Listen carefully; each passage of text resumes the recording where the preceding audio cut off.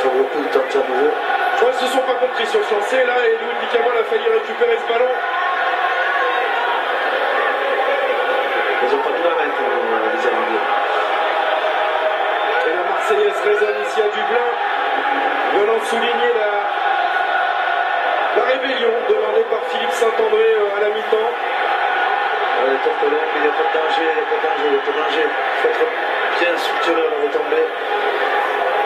Attention, on va se faire pénaliser. Il faut être propre sur cette libération de balle. Morgan Parra. Ouverture non plus, peut-être utiliser le pied, voilà. Chalac, par-dessus. Fofana un peu gêné. Dans les airs, c'est Paddy Jackson qui s'impose. 1 minute 30 à jouer. Les Irlandais en possession du ballon, légèrement dans leur camp. McCarthy pris par Thierry Dussautois. Redan.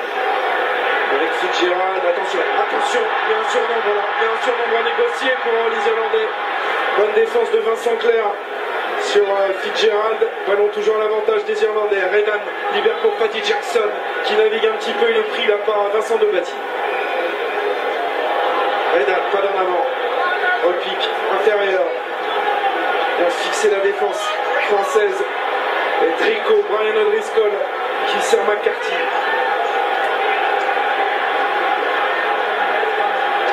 O'Brien face à Bastaro, il n'avancera pas. Mathieu Bastaro est présent en défense. 40 secondes à jouer. La balle de match pour l'instant, elle est pour les Irlandais. Un joueur irlandais au sol. Demi-mêlée. Redan. Demi-mêlée, il y a de plus en plus de demi-mêlée. Mais il y a Keith Earls et il y a un joueur français aussi qui tarde à se relever. Là, c'est Thierry Dussautoir. Il se replace. Brian O'Driscoll, c'est le temps fort. La dernière action, le fighting spirit pour les Irlandais. Pas se mettre à la faute. Rester sur ses appuis et peut-être récupérer ce ballon, c'est fait. Nicolas Mas repousse à la charge sur Mike Ross. 15 secondes. 15 secondes pour aller arracher une première victoire dans le tournoi. Intervention de M. Walsh, pénalité. Allez, il faut aller trouver une touche, Morgan. Redan va sortir, je pense que... C'est Sébastien Amina qui a contesté ce ballon. Il a fait une bonne rentrée ce joueur. Je demanderai à Dave de vous faire tout de suite la scie pour Redan. C'est lui qui a gagné le ballon. Il a fait une très bonne rentrée. Maïna. Et on va évacuer évidemment le joueur irlandais. Là, il n'y a pas de saignement, donc il ne peut pas revenir. Non, il ne peut pas revenir. Donc ils vont finir à 14. Un autre joueur. Il n'y en a plus, je crois, hein, Philippe. Il y a plusieurs fait 15. Les 7, ils ont fait Ah si, il y a Stephen Archer. Voilà, il fait rentrer Il reste encore O'Callaghan. Non, O'Callaghan, il est rentré. Ah, pardon. Il reste Stephen Archer, mais il est pilier. Alors, c'est une chambre. Je sais pas si c'est l'ordi. Si l'arbitre leur dit si vous tapez en touche, c'est terminé. Les Français ont deux solutions. Soit. Oh, ça a l'air d'être le genou. Oh là là, c'est le genou pour Ewan Redan sur ce plaquage de Sanson. Ou bien il tape une chandelle pour essayer de les mettre à la faute. Le chrono s'est arrêté, vous le voyez, il reste 2 secondes. Très précisément. Ewan Redan se fait évacuer sur civière. Gros plan ici sur Jamie Islip qui avait marqué le premier essai de ce match. L'équipe de France a eu une grosse difficulté au cours de la première période. Pour l'instant, réussi à arracher le match nul. Et Sean Cronin, il reste Sean Cronin, le talonneur remplaçant, fait son entrée en jeu pour les Irlandais. Alors il a un peu tardé, M. Walsh, à siffler, à arrêter le chronomètre. Est-ce qu'il va quand même permettre aux Français d'aller en touche? Je ne sais pas ce qu'il aura dit. Il y a deux possibilités.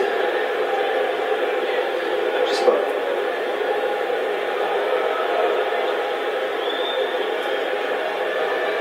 J'ai l'impression qu'il va leur laisser la touche.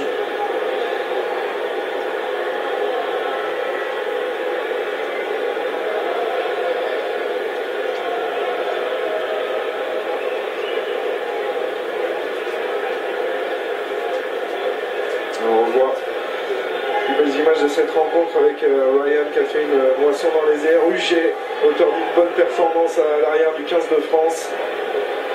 Et Louis Picamol, talent d'or, qui une fois encore a crevé l'écran cet après-midi. Aujourd'hui, il a été Là, sur les 10 dernières minutes, il est déterminant. Il marque l'essai, il sauve l'essai. Il a tout fait. Et on prend beaucoup de temps pour évacuer Ewan Redan. Ce qui fait qu'on va être un petit peu pressé pour rendre l'antenne à la fin de ce match, puisqu'évidemment il y a le 20h à suivre. Mais on fera une analyse complète dans tout le sport sur France 3 aussi à l'issue de ce match. Ils sont 8 autour d'Ewan Redan.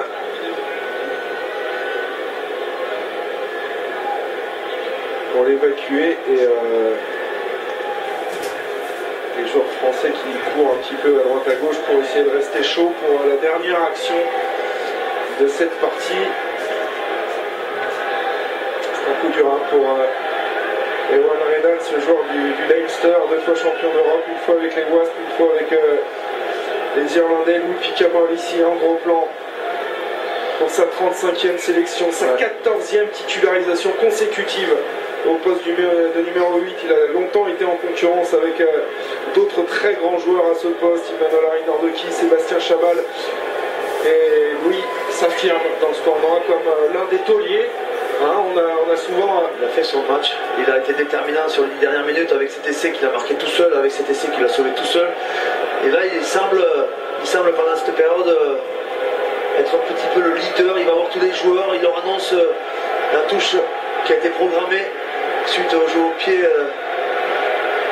qui sont tapés. Il semble que les Français ont une balle de match à leur faveur à jouer. Il reste 2 secondes sur le temps effectif. Et le public de la Biva qui salue la sortie sur civière d'Ewan Redan, qui aura laissé un genou dans la bataille cet après-midi sur ce plaquage de Sanson, ou c'est peut-être même tibia péroné. Ça ressemble plutôt au tibia péroné. Ouais.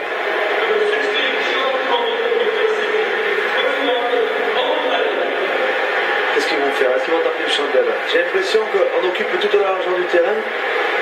Je vois 3e ligne aux extérieurs, je vois une ligne.